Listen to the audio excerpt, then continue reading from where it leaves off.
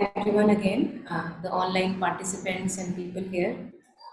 So we had a shift in the program today, and Dr. Pachgaonkar has been called elsewhere, so he would not be speaking. I am speaking in his place, and he would be speaking on the last day on my place at 11 o'clock on 6th of January. So before we start, I'm blocking share Aurobindo. I don't know what to do. Do you want to shift it? Yeah, it would be nice to just put it in the middle. This thing. Good. Okay. Yeah, like this is okay. Fine. Thank you. So before we begin, let's just take a moment to invoke Mother and just in-gather the mind.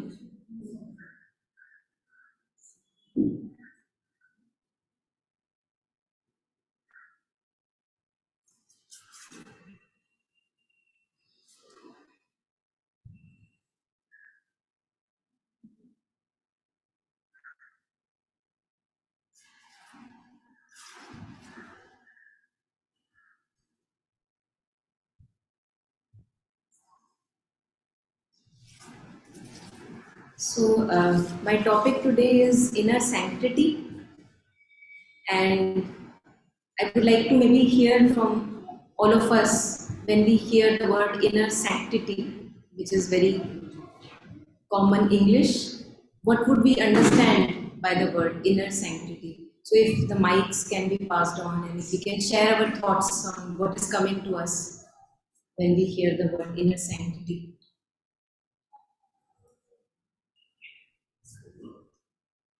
Sacred space. Sacred space. Okay, Sridevi, I'm just looking over here. Who said that? Okay. Sacred space, thank you. Yes. Yes. Anyone from online participants, and then we can take here the other responses.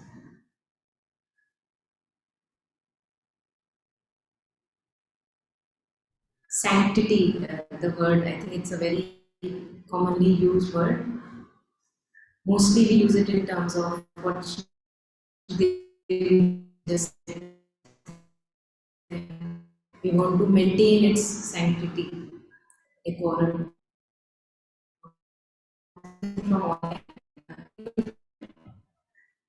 Rashmi ji? Yeah, I was thinking like the heart is the temple. No, heart is the temple. Yes, we get stagnant. Yeah. Yes. How do we do? How we can keep the heart pure. Yes. Anyone else?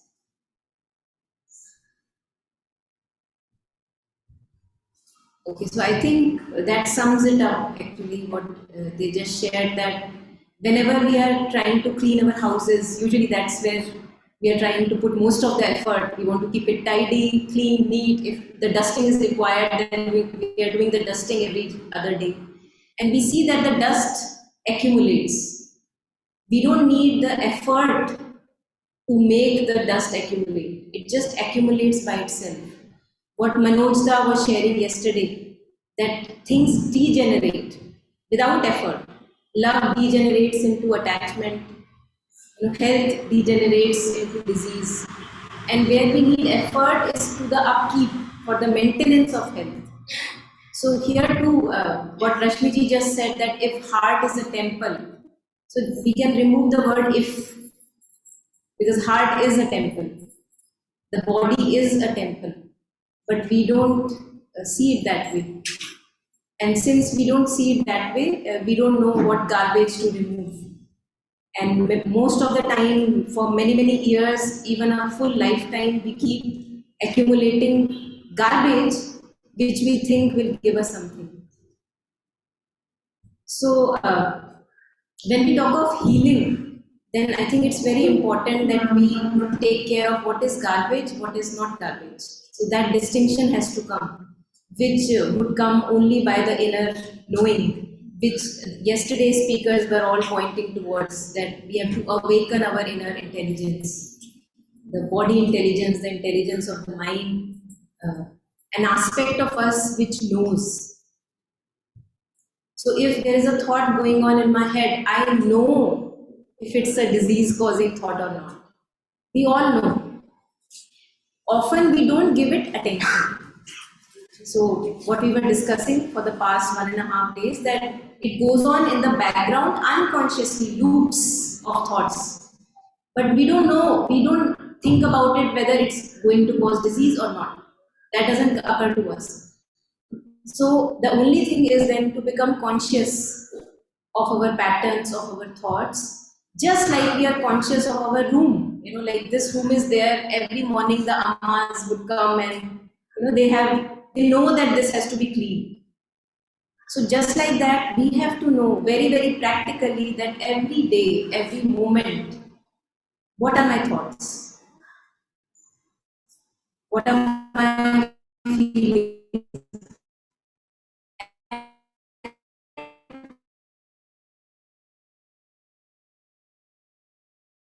Or not? Look, these are my thoughts, tell me which are the ones which are disease causing. No, we don't need to ask. Everyone has been recommended connect with your innate intelligence because that knows. So my journey I would like to maybe share here, since it's a healing platform and we are all talking about diseases and illnesses and how to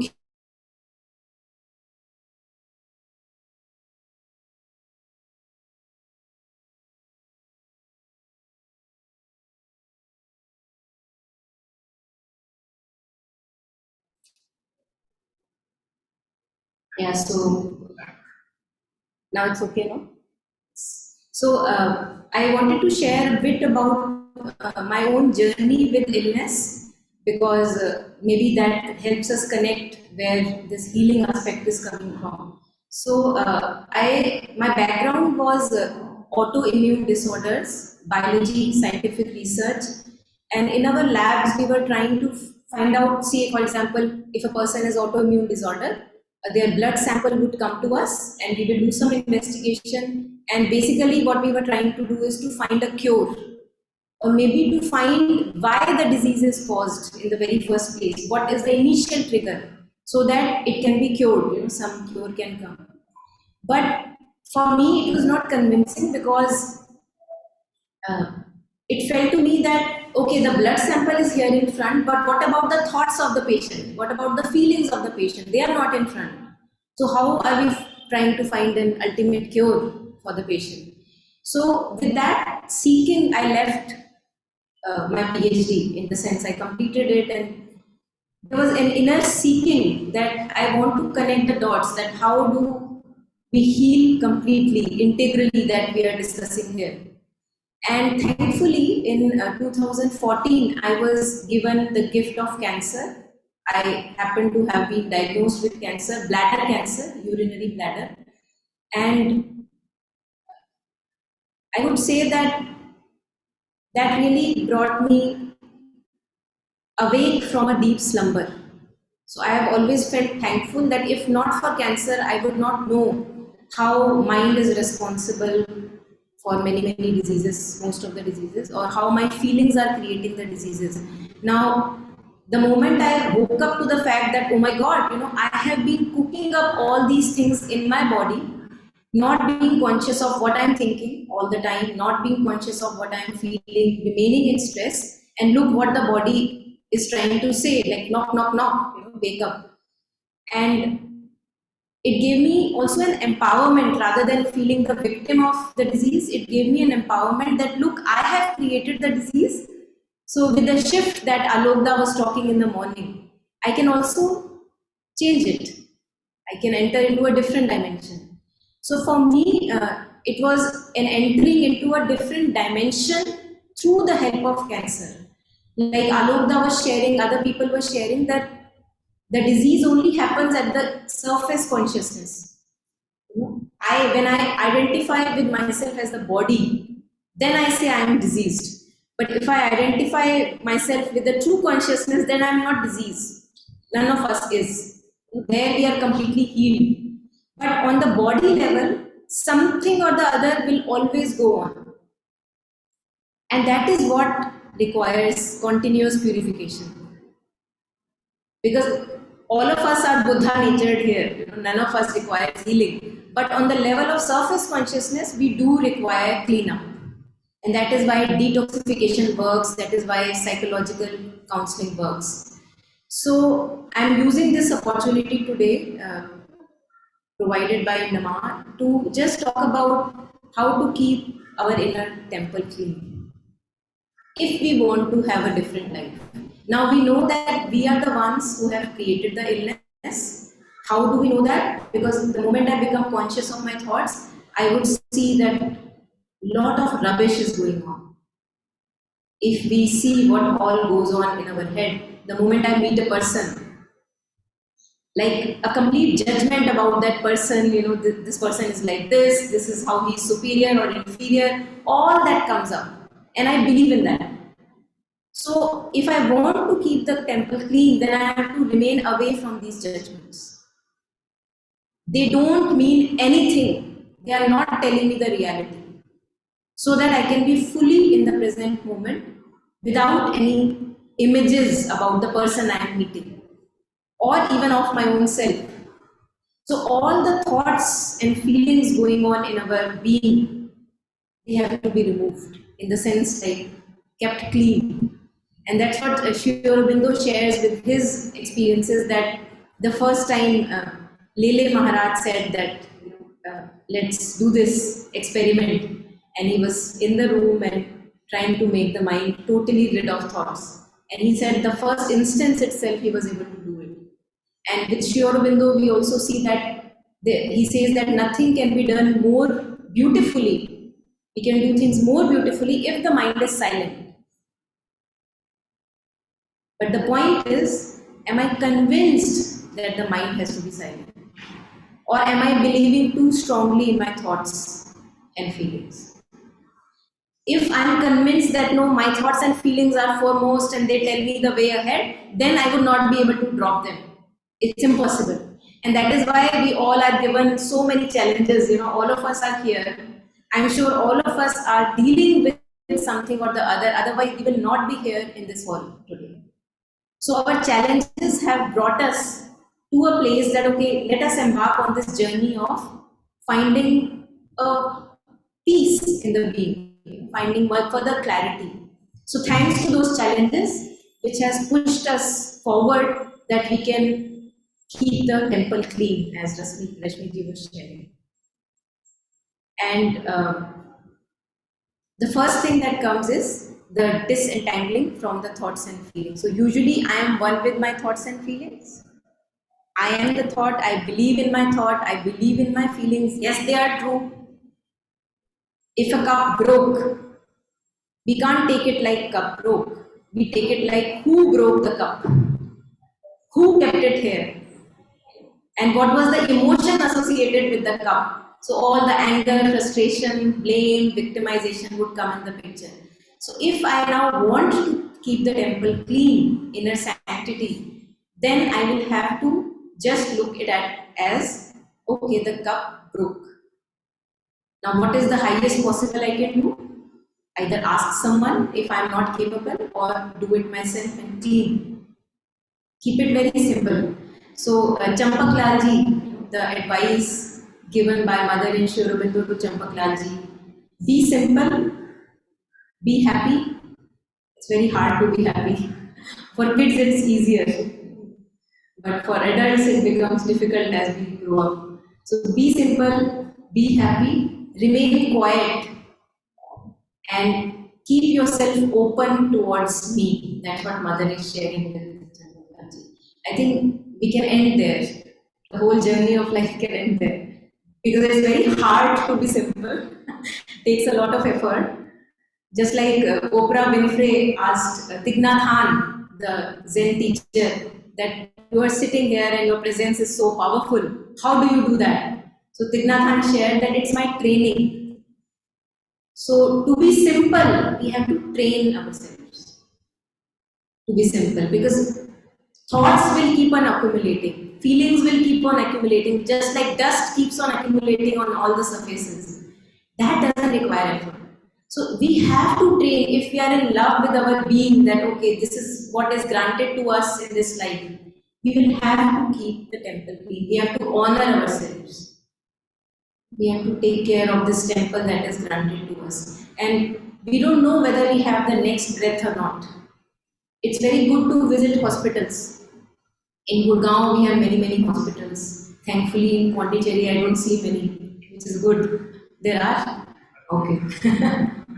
Couldn't see in the vicinity. Yeah. So when we go into the hospital, especially in the emergency departments, you see that so much is going on, really. And one feels thankful for the breath we have right now. But when our problem is in front, that only matters to us. This breath doesn't count. So we lose the focus. And we don't feel thankful that, oh my God, I'm still functional. No matter how relatively functional, I'm still functional. And that is grace. So somebody asked the mother that plane accidents happen, airplane accidents happen, and many people die and some are saved. So why is it that divine grace only protects some and not the others? So mother says you are really crazy. Because every day aeroplanes are moving here and there. Then you don't say that it's the divine grace carrying them from here to there. But when the crash happens, then you say, okay, some are saved and some are not. So every moment that we are able to walk, take a little step, that we are able to use our intelligence, that we can still understand these words when they enter our senses and make sense of them. Isn't that Mother's grace? But as adults, we just want more and more and more. Our problems are unending. Just like the infinite divine is unending, our problems are also unending. Yeah. So I think it's a choice that we have to make to keep it simple, to keep it uncomplicated. And the moment complication enters the mind, we shut it off. And in prayers and meditations, Mother talks about this, where she shares that all the surface vain agitation, people think that I will be trying to connect dots, what's happening in my life in the mind. No one is ever able to do that. So don't even try to connect the dots in the mind. And then she gives us the solution. And she says that when we enter deep within us and enter a place of deep peace, offering ourselves to the divine, just remembering the divine all the time, then we have the peace. Then we don't need to connect all the unconnected dots in our life. And all of us have been given with those hanging carrots in front. We will never get them. We are not supposed to get them. So all this restless energy that goes out and wants to grab the carrot, that is what we have to bring within and stabilize with Mother's name, and that's what we call tapasya. Tap is that all the restless prana and energy which wants to go out to all the attractive glitter that is out there. This will get me something, that will get me something. This is how my life will become peaceful. All that prana has to come back in the body and stabilize itself there. That cannot be done without bringing the mind home to the body. Body is the home of mind. When it is lost in thoughts, it is scattered. That's what we call bhav sagar, like a sea of emotions, we can't pass through them. And then we call out, where is the divine, help me. Too much emotions, too much conflicts. And Mother talks about disinterested surrender. So we were talking of healing diseases. And in the beginning, we approach with an interested approach. Like, okay, if I offer myself to the divine will cure me of my illness. That's how we approach. But I think the moment if you truly, honestly enter the path, any spiritual path, slowly the want itself goes away that I want to be healed. That is disinterested surrender. Now I don't even want the disease to go away, because what do I have now? I have the divine. So the whole journey has been made into a good bargain. Thank God for the illness that it got me to the divine feet. Now, do I still want to get rid of the illness? Many masters and mystics have said that better not, just like Alokda was sharing, that because the illness keeps us close to the divine. The pain and the aches and emotional turmoils, they make us remember the divine even more often than not. So Rahim, a famous saint and mystic in India, he used to say that keep me close to pain so that I can remember the divine all the time. But Mother, of course, gives us even a different perspective. She says that if suffering is there, one must not invite it, that, oh, give me suffering so that I can remember the divine name. But one must also not shoo it away. So I don't have to shoo the suffering away. When it is there, then it can become like like you have nail and it has a pointed head. You can, through the hammer, you put it in the wall. So suffering is like that. When suffering is there, rest everything becomes trivial and suffering makes it like a pointed arrow through which we can deeper go in our being, which doesn't happen when we are relatively okay, things are okay in our life. Suffering makes us ingathered so that we can go deeper and change the level from which we are operating. So in my journey with cancer, slowly I actually got rid of the thing that I want to be rid of cancer. Because with cancer, the only thing is that it can always come back. People ask whether you are in remission, do you go for scans, all that. So I would say that I don't know whether I am in remission or not, but I don't bother that much about it. And I know that even if it has to come again some learning would be there. So what's the point of bothering about it that much? So I think illnesses are nothing but most of the illnesses are nothing but a pointer to come back home. And if any illness has truly brought me back home, I would not bother whether the illness is still there or not. We would not bother. Ram Das, a famous mystic, Ram Das, I don't know if people have heard of him or not. He was with Nisargadatta Maharaj and Papaji, I don't know if people have heard. So at certain age, he got a very debilitating paralytic illness, stroke, and he had to be completely dependent upon people around him. And he said that this is my way of again deeply connecting to the divine. Because usually we are always very resistant of seeking help. Now imagine an enlightened master who is giving advice to people. All the time people are coming, remove our troubles and all that. Now he physically has to be completely dependent upon other people. So another way of surrendering. Usually we have this sense of pride associated. If I'm giving help or receiving help, we are against superior or inferior. So that also now needs to be removed. So if we can take illnesses in such a manner that they are nothing but pointers to bring us back home, then the whole journey is worth it, whether it's suffering, pain, or not. And cheerfulness, I think Mother again and again with Sri Aurobindo and Mother, we hear it. Stay cheerful. Many times if you are crossing the roads here also, many times seekers are there with very serious faces. And then it's very heartful to see a child just laughing over nothing. So as seekers we become too serious. And we can only become non-serious, not to say that we have to become non-sincere.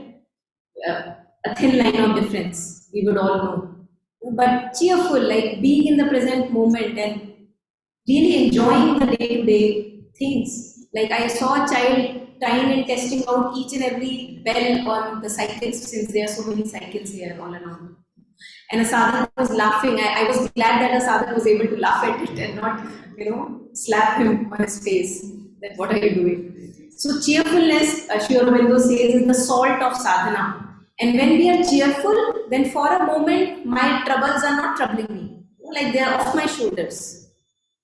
And what Alokda in his talks again and again shares, that whenever you are troubled, go back and expand yourself in the vastness of the universe. That my trouble is nothing in front of what all is going on. And then we can expand. So to identify with that expansive state of consciousness rather than me with my little troubles and all that is wrong in my life and my little disease. So again and again, I think this switch has to be made that we are far more than our bodies and minds and emotions. What Alokda was mentioning in the morning, the story of Baji Prabhu, those of us who have heard it, that I think one of his mates, he's saying that, okay, now I think we are losing. And when I come back, I'll give you a grand funeral. And Baji Prabhu is saying, who? You are going to give me a funeral? You don't know? We are immortals. So I'll see you in the next life. I'll see you in the realms beyond. So we have to again and again connect with that sense of immortality, that no matter if the illness is there, we are beyond all illnesses. And the moment I connect with that immortal consciousness in me, the psychic consciousness, then the illness is taken care of.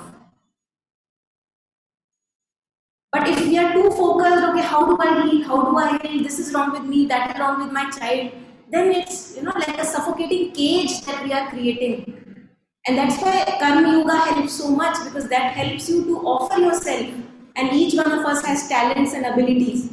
In each area, somebody may be a good writer, somebody a good musician, each one has their own capacity. So offering ourselves in whatever little direction we can offer, and forgetting about our little issues and problems. And they will not become little unless we stop focusing on them. If I keep focusing on me and my little life, of course, that's the biggest thing in my head. But if I see the vastness of the universe and through my own problem I connect, oh my God, this is how people suffer when they go through a divorce, for example. This is how people suffer when they are going through a headache. Now I know their pain. There is a technique in Buddhist philosophy which is called Tonglen, where if I am going through a particular confusion in my life, I take a moment to connect to that confusion. And I say, oh, now I see how much people suffer when they have, for example, cancer, when they have an autoimmune disorder, when they have some confusion in life which they are not able to solve. Now I know their problem. And this is how billions of us are suffering at the moment. Now I know their pain. And then we take that moment of my pain to connect with the pain of humanity. And we say out a wishful prayer for them that may all of us have simplicity of the present moment, joy in the present moment. May all of us not suffer. So you have made use of your pain to connect with the pain of the vast humanity, and it didn't go waste. And by that prayer, you also stepped aside from your own trouble. So our troubles are not that great that we make them to be. But I think at times they do become great. And if they're becoming great, we must give them attention. But again, self-abnegation, not focusing on ourselves too much, that also is parallelly required. So I think we can take a few questions before all of us fall to sleep here. Thank you so much. Yeah, any online questions are also available. First of all, thank you so much for the self-disclosure. I think all of us are benefited by that. It helps us to connect at the level of suffering and pain. And we really do thank you for that, Mother. And we open the house for any questions, any reflections that you may have here as well as online. So please go ahead. Yeah.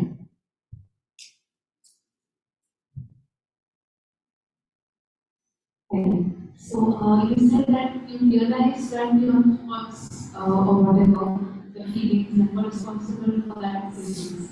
So how would you come to that conclusion, or what's your insight that has caused this state? Yeah, thank you for that question. So I realized that all my focus was on outside. What are people thinking of me? What am I thinking of them? So this door of senses which opens towards outside material, usually our consciousness is always there. Or what are they thinking about this being here? So with the knock of a disease, what happened to me was that as if my consciousness turned towards myself. Okay, let me see what is going on within me. That person said something, okay, that is okay. But as a result, what happened in me is my area of work. The triggers will all the time be there. We can't stop people from commenting, talking. All the triggers are there all around. Just like all the germs are there all around. But why do only few people get disease and the same germ may be around? We know this very well even in terms of contagious diseases. Same germ around in the same hall, some get affected, some not. So if the triggers are there, I have to see that what am I commenting? There is a commentary going on in my head. All of us know that. So when outer situations happen, in terms of relationship, workplace, there is a parallel commentary going on in my head. That is the poison. And that is the poison which keeps me away from the present moment. I'm not fully here. Kids are mostly little kids.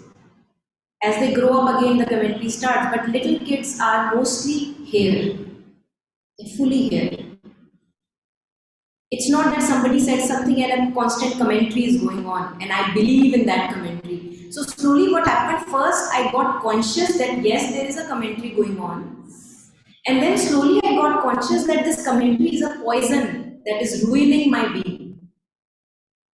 If I still have conviction that this commentary is holding some promise for me that by thinking about this person and situation I will get something, then I will not be able to leave that commentary, for sure.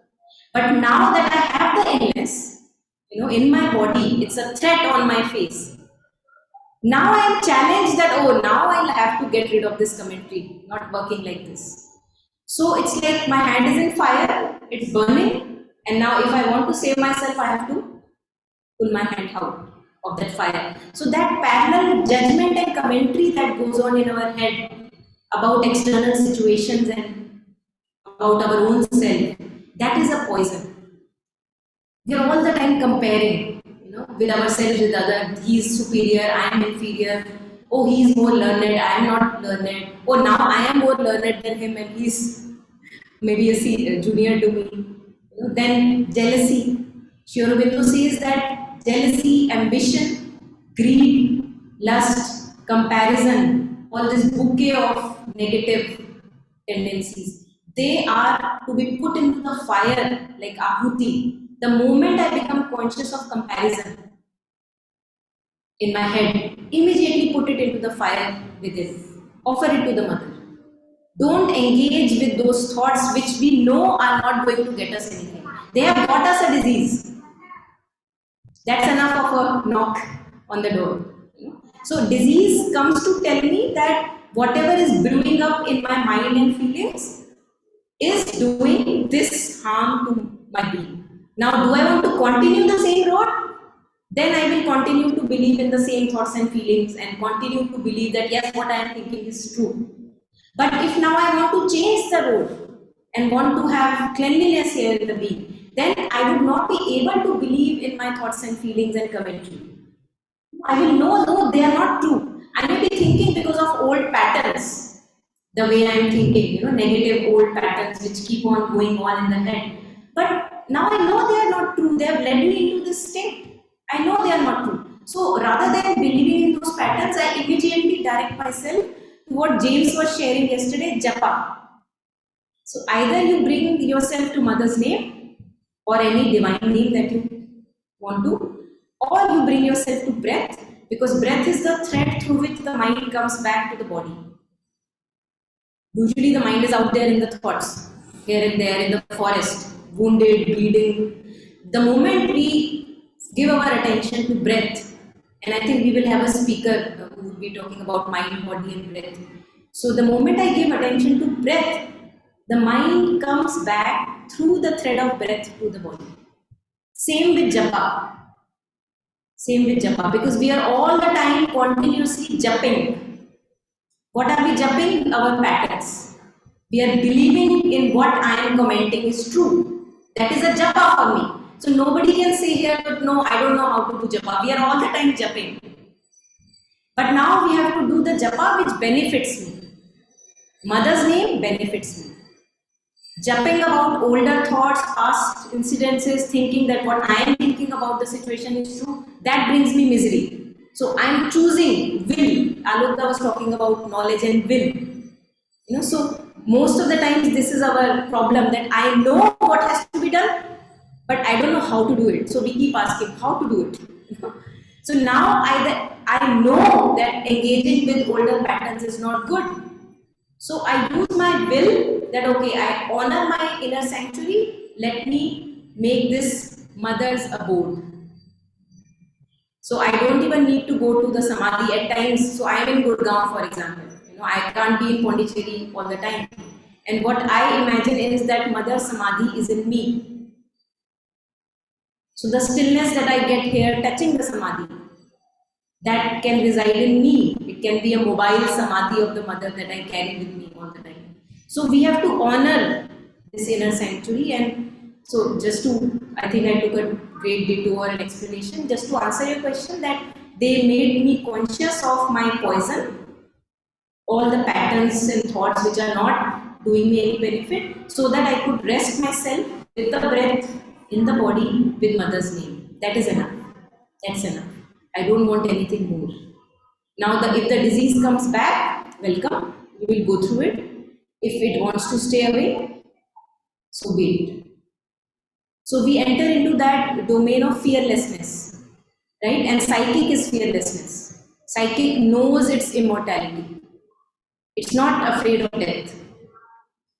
So we are only afraid of death when we know ourselves to be a little limited individual. May I ask Yes. a question? Your research was on autoimmune disorder, and you said that you had the blood samples, but you didn't know what were the thoughts and feelings of the patients. Was your research on finding those thoughts and feelings? Did you work on that? No, actually, What were really the thoughts and feelings of those patients that led them to get into this kind of problem? And then you said about comparison, something about the negative feelings too. Are they all connected to autoimmune disorder? So, first of all, what we were checking, we were not focusing on behavioral aspects. So, we were not taking into account the mental and emotional component of the patient.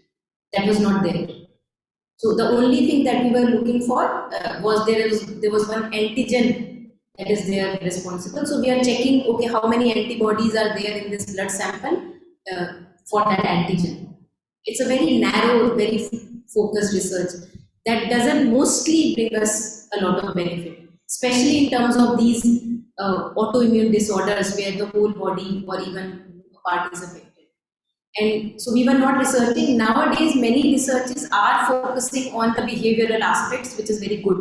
For example, there are research done, scans done, where people who have been meditating and training their mind to keep it free of thoughts and totally in the present moment.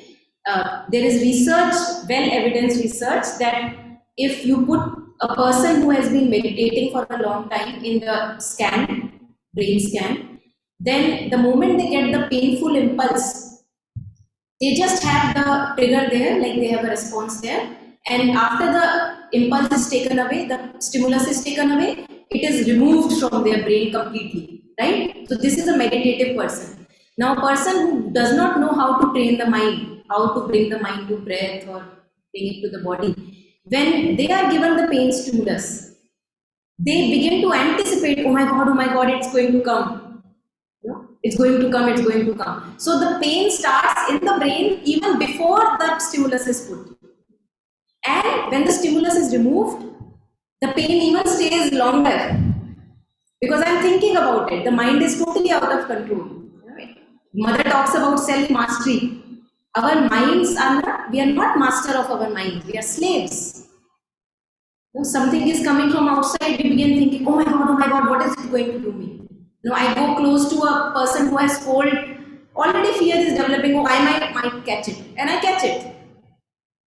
So there are well evidenced, now many researchers are focusing, which is also taking into account the mental and emotional aspects of a person with autoimmune disorder. Now coming to what is an autoimmune disorder, my own reflection of all these years is that in autoimmunity, basically there is an army which is trying to attack the enemy. For example, I am trying to protect a border. In autoimmunity, the army begins to attack my own self. So the army doesn't know where is myself and where is the enemy. Right? So Indian army, if it begins to attack its own self, it's confused. Where is the boundary? And rather than attacking people who are attacking us, it begins to attack its own self. So that is autoimmunity. That the army has turned hostile against its own self. Most of the cases when we are, I think this would be referred to all of us almost, that we are not aware that we have to honor this temple that we have been given. So we harbor all kind of resentments in our head about people, who did what to me. And it's actually an attack on myself, isn't it? In subtle words, it's an attack. Whenever I am harboring any disturbing emotion, jealousy, greed, hate, poison, of all sorts, all that, there is a purpose why they are called disturbing emotions, because they disturb the ease. And they are the ones, Aurobindo says, which have to be put like a ahuti we put in the fire. They are enemies of our spirit. And when we begin to feed them, like jealousy comes and I involve in the thoughts of jealousy. I say, yes, it is true, I have to be jealous. Yes, I have to be ambitious. Yeah, yes, that person did that to me, so I have to think bad of him. All this is attack on oneself. We are the spirit, no? We are not the ego consciousness. So when I am giving feed to all these intruders, I am actually making my being a place for the enemy. So slowly a stage comes when the body also tells that, please, yeah, stop. When will you stop? And I am saying that it's good that the body tells, because to most of us, the body takes a long time to tell. So if autoimmune disorders have come to me, it's a grace. At least now I can stop feeding the enemies. So that's what autoimmune, I basically on the subtle domain, I feel that when we are not honoring our inner sanctity, when we are not honoring that I have to be peaceful, I have to progress in the direction which is meant for me, and we are taking all the poison in from all sides, like it has become a garbage bin. Now the body has to tell through some way that please stop. So this is body's way of telling that please stop. Yes, death drive connected to autoimmune disorder. Death drive? Wanting to die. I think that drive would be a very vast thing. It's not only, Alunda was sharing that it may be connected to autoimmune disorders also, but it is connected to many other disorders. Basically, when as ego selves, we want something in life. And as long as that thing is not happening, I'm restless. Why is that not happening? Why is that not happening? This should happen this way. Either a relationship, name, fame, or whatever, right? So when that is not happening, it gives us a vital disappointment. All of us must have experienced that. Oh, that is not happening. And when we identify too much with that vital disappointment, then we enter into a state of depression. That what is the point of living if this is not happening? This was and that's the movement that we have to make in integral yoga. Mother says that usually we are identified with the desire soul. All our hopes and ideas and expectations and demands from people, this is the desiring self.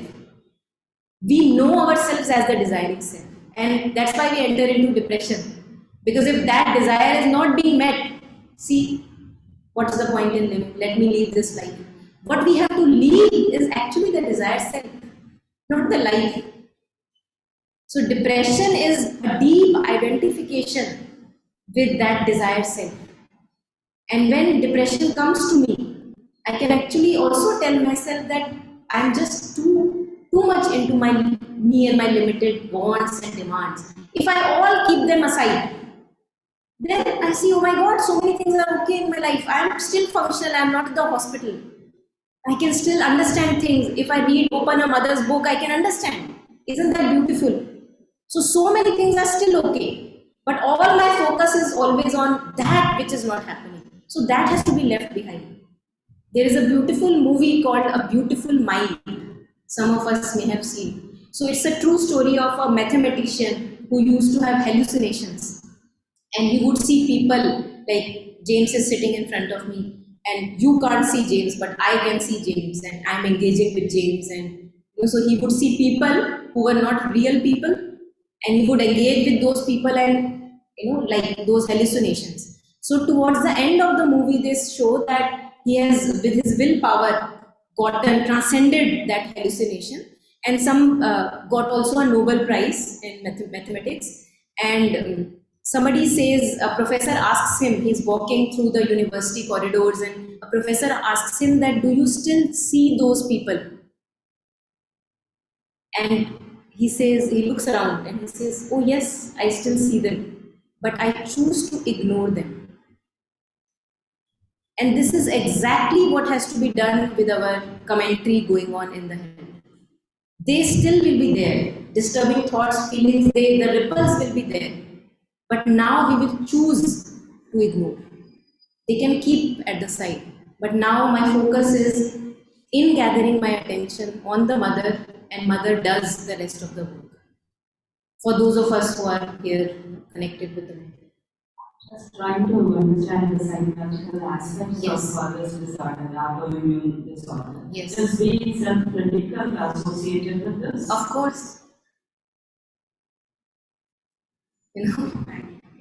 So either I am critical to others. Again, what is criticism but not a parallel commentary going on in the head about my own actions?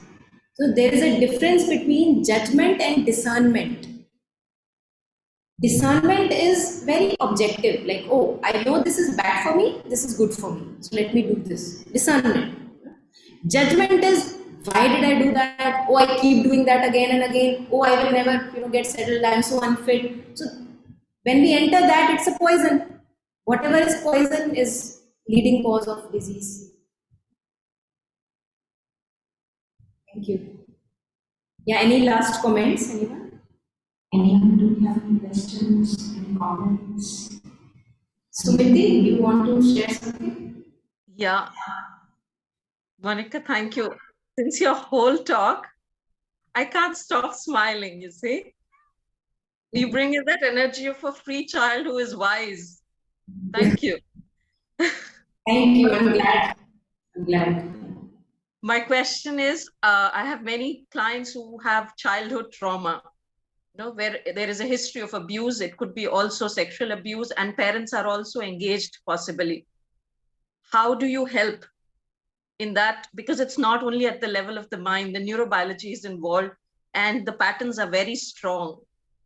How do you help in that situation? So you are connected with the mother, I believe, right? I don't go by a definition. I use the word divine, I would say, to define that for me. Wonderful, wonderful. So I remember one talk by Dr. Anand Reddy. So somebody asked, a German girl asked Dr. Anand Reddy that I don't have a connection with the mother and I don't know how to build it. So Dr. Reddy gave her a very simple thing to do. He said that whenever you are doing anything, just like you tell your biological mother, mother, I'm going out to play, mother, I'm hungry. So just like that, you build a connection with the divine or the mother that, oh, I'm feeling like this, oh, I'm sad today, I don't feel well in the tummy, it's a bit. So like that he shared with the girl that just do this. So you are going to catch a bus, just tell the mother, mother, I'm going to catch the bus. And like that, she tried. And after a couple of years, Dr. Reddy shared that after a couple of years, that girl came to him and she shared that I don't know what happened, but I just see that I'm more cheerful and light. And there is a bond, that intimate bond I share with the mother. And I don't even know who the mother is, of course, who can know the Divine Mother, but there is this intimate connection that I am having, which is giving me a lot of lightness. So if you have a connection with the mother or any divine connection that you have, so whenever we are dealing with any patient or anybody in front who may have a lot of trauma and things can happen really strange, many things can get lots of complication can happen. So just bring mother in the front, when not bringing the mother at the back side, bring the mother in the front and invoking the divine that I don't know how to deal with this, you deal with the case. Because each case is very special. We don't know truth is not a formula, healing is not a formula. So one formula cannot be applied on every person, right? And then you get the guidance from within that, okay, word will come out of your mouth and you will be able to see what exactly will suit the case. So if we can put the mother in the front of screen, or if the patient in between us and the patient, we can put the mother in between inwardly, that I don't know, you know, and I know that you will guide. That would be enough. I do that with every client. Actually, I visualize that I become empty and an instrument through which what the client needs can flow. Yes. That's what I set the intention before I start with any client. Yes. That has helped always. I know. Yes. And again, to just remind ourselves that we don't know. Yeah. I may have a PhD degree, but I don't know. Because as Soumitra Da was telling yesterday, that the things are entangled at many different planes. Things are not that simple. So each case may be very complicated and not that simple. But if we are in tune with what you are sharing, like emptying yourself of your contents, so that the divine can work rather than little me working, right, that would be just enough. Yeah. More than enough. Okay. Thank you. Okay. Shall we close it now? Yes, I can go on forever. It's a delight. It's an absolute delight. So thank you everyone. Thanks for being here and